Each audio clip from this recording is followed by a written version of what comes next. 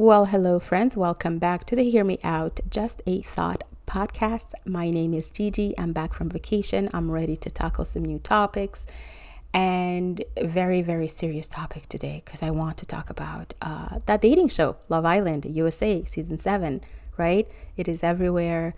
It's on X, Instagram, TikTok. It's all over my feed right now. It probably is all over your feed right now. And yes, I like watching dating shows. I've always liked dating shows because, I'm a hopeless romantic. They're dramatic, they're entertaining, and sometimes they're sweet. But this time around with Love Island USA, the season 7, it just made me pause. It made me pause because the more I watched, the more I felt like, wait, something deeper is being sold here. And it's not just the entertainment, but it's a message. So today, of course, as always, I want to talk about what shows like these are really teaching us about love and the culture that we're in and how we can, enjoy the drama, but without letting it shape the values that we have. So, you know what? Hear me out because it's just a thought.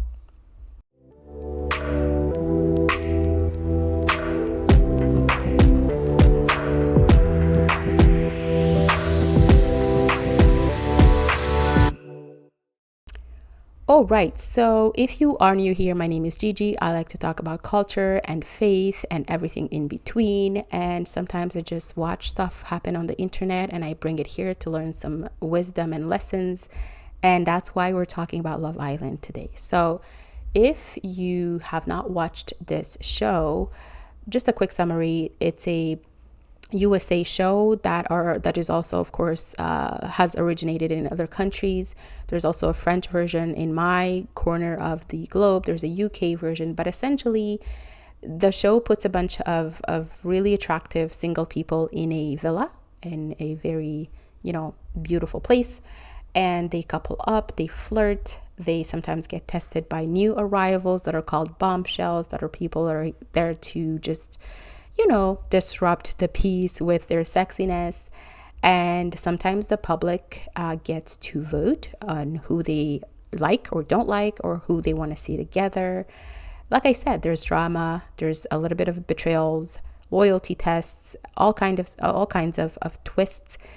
And while technically it's a dating show, it's not really, in my opinion, about building relationships. Not this one. No, no, no, no. I don't know about you. Tell me if you agree or disagree, but this one I don't find that it's about building relationships. And it's funny because it's, the name is Love Island. The more I watch this season, the more I see that it's about mostly surviving temptation and staying wanted, but also making it to the end with somebody who other people think looks good with you on screen. That's just very interesting to me. So yeah, it's fun to watch, but if we are real, it's not exactly the blueprint for healthy relationships. And so go check it out if that's your kind of things. If you don't like too much nudity and skimpy stuff, just don't. Just do yourself a favor. Not all of us can kind of handle that, so just don't watch it. The people are half naked most of the time, and yeah. Now, I've always loved dating shows because I'm very much interested in psychology and how people think and how people relate to each other. And I remember when I was younger, growing up, in my teen years and young adult years, there were other versions of dating shows that I found a little bit more sincere or serious. However, of course, if you're like me, we're all aware that these shows are produced to be watched, and so there are going to be strategies put in place to make sure that the most eyeballs get to the show and stick to the show. And so I'm never naive enough in life to think that this is just good willing, for our betterment that the producers put together these shows. And so you've probably seen the most recent batch of dating shows. I can think in the last years of Love is Blind or Married at First Sight, or shows that are very much like Love Island. I can think of Too Hot to Handle, and I can't recall what other names, but I do see the images a lot of times on online about, shows that are about dating, but essentially about also making content and selling other stuff, which I'm going to get into in a minute. So each show really does have its gimmick, But some, at least in my opinion, maybe I'm a little like too optimistic, but some do try to explore emotional connection and, long-term compatibility and real commitment. I like the question of, can love be blind? Is love blind? I did like that concept, or Married at First Sight. Other shows were survivor type shows where people did fall in love, but they were not focused on, hooking up and stuff like that. They were focused on accomplishing missions, together. And so, to bring it back to the topic of the day, Love Island, I feel, let me know if I'm crazy and you disagree. I feel like it thrives on short-term attention and attraction and not substance, right? And honestly, that's okay if we all know collectively what we're watching. If we know that this is not real life, if we know that this is not replicable in real life to have a successful relationship and meaningful relationship, I guess it's fine. It's not fine on what it pushes, and it's not fine on how I think it exploits the youth. That's another story for another a time. But I guess it's fine to watch, but you must know what you're watching. And I think the danger here can be when we start treating it like a love story, I guess, instead of what it is, which is a reality game show where your value kind of depends on how, desirable and entertaining you are all of the time. And my message here today, my message always on this podcast, is that we cannot confuse the two. We cannot confuse what culture teaches with what is actually good, because that's our loss. That will be our loss.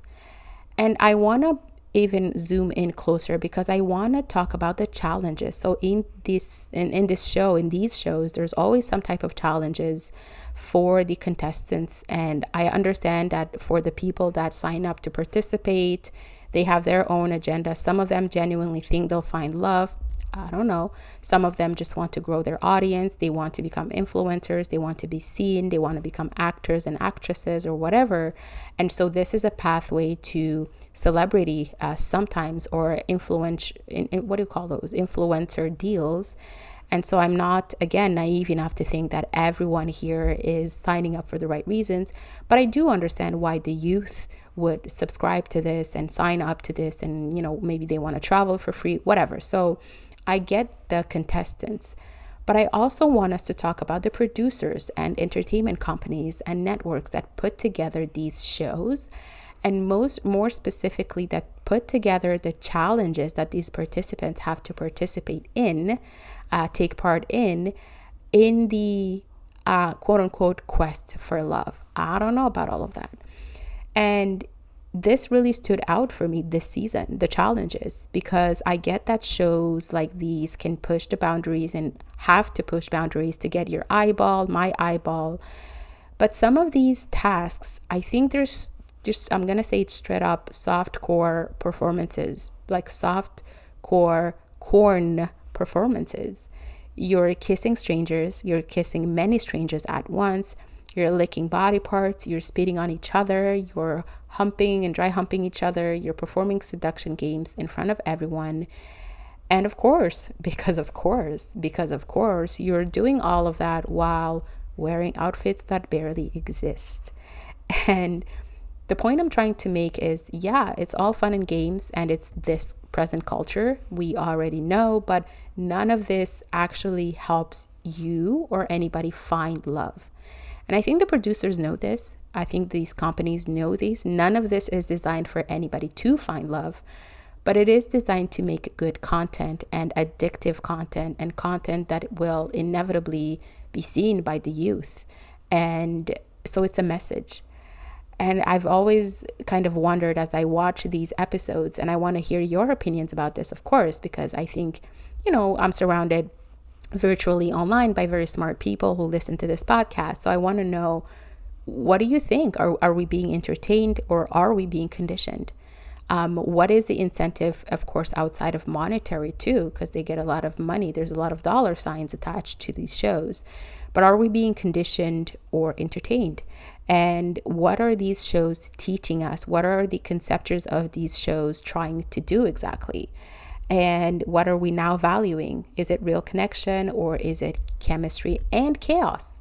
Let's be real, it's chaos, because in the real world, you don't do all of that when you're trying to find love. Not even when you're dating, really, you don't do all of that. And so we're being told that this is what confidence and fun looks like.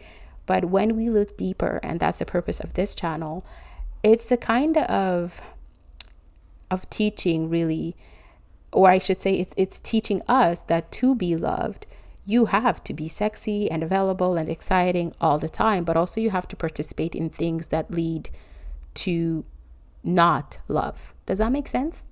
It's not the truth. It's the opposite of the truth. And like I said, I feel like it's not just a show, but it's a message. It's a messaging here. And I'm not trying to tell you to not watch the show. I will not be a hypocrite. I do watch the show, like I said. I still watch some of these shows too. But if we are to be honest, we need to be honest with ourselves about what we are watching and what they are doing, these companies and these, platforms. And these shows, they shape how we think about love, especially the younger crowd. They normalize things that leave people empty, unfortunately, that leave you empty, that leave me empty. And like I said, that's things like jumping from one hookup to the next, and treating commitment like an option, and always chasing constant validation, and going into relationships with a strategic mind instead of like just trying to find a partner for your life.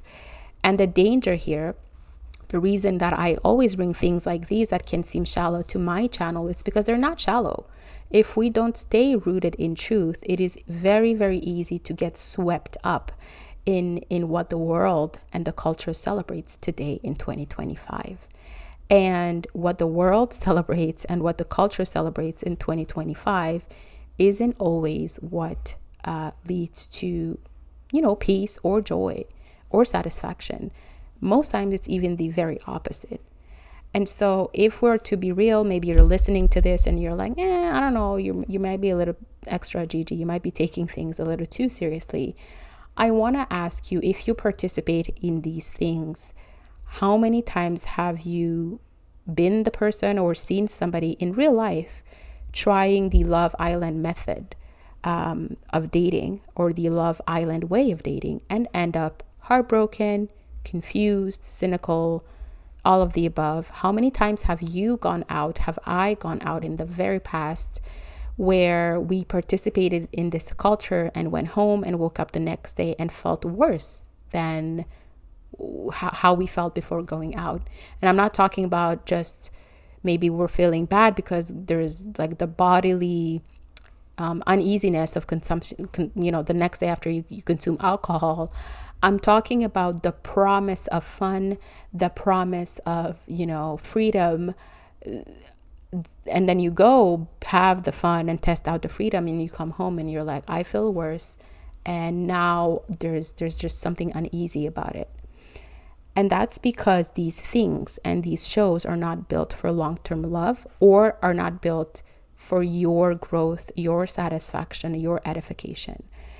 These things are built for views, and the culture is built for anything but God, right? Whereas God has created us, God has given us the free will to choose, but there's nothing or no one on this planet that loves you more than your God and your creator. And so sometimes we just have to pay attention, because we have to stop copying these things as if they are life goals. And so we have to keep learning. That's why I bring examples like these to my channel. I'm not specifically only talking about Love Island. There's millions of shows like these. But we can always use it as opportunities to learn. And so I want to propose that instead of rejecting these shows just altogether and blinding ourselves and blinding our kids and neighbors and friends, we can use these things to ask better questions. what is it that I want to build in my relationship? What kind of love am I drawn to and why? Am I grounded in what God says about love, or am I just kind of going with the flow? Have I ever decided, critically what I think about love, or have I been taught by my culture what I think about love?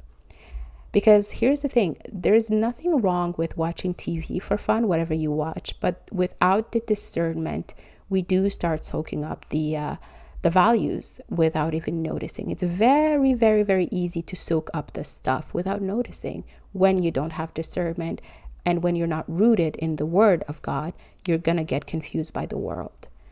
And so we were really never meant to build our love lives like on things like lust and drama and validation from people we don't know.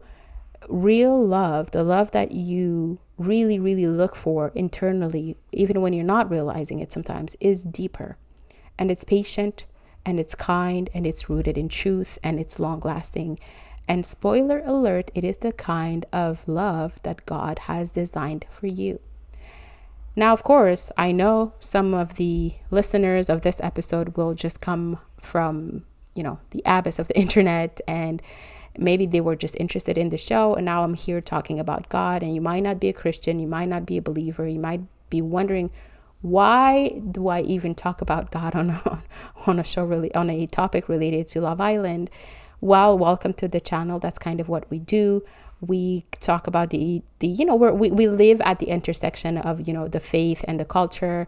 I try every day when I get on my mic to prove why what culture teaches you every day isn't the best for you, and that what God wants for you is the best, and that you might want to give it a shot, not because you have to, but because you might want to whenever you discover the lies of culture. So that's why I talk about God. And so if you're like me, right, maybe you're somebody who does enjoy, watching these shows, but you don't want to be, fooled by them. Stay sharp, stay curious, stay rooted in the word. Like I said, crack open a Bible and see what truth sounds and looks like. And ask yourself, what is whatever I'm consuming, like this show, trying to teach me? What is the strategy behind all of these challenges that keep getting, weirder and weirder? And is it really helping me, or is it entertaining me? And what kind of love is it teaching me to accept? Just all of those questions. Now, of course, leave a comment and let me know what you think about the show, what you think about the contestants, what you think about the strategy behind it. I don't want to pretend that I know everything, but I do share a thought, and I hope that you hear it out. So, have you ever realized that a show was selling something deeper than what it appeared to sell? Let's have that conversation. We're not trying to judge the folks, but we are trying to grow together. So, of course, thank you for spending some time with me. If you're tired of the culture lies and you want to kind of stick around to find out more, hit the subscribe button so we can stick together. Drop a like, and of course, come back next time. I will see you very soon.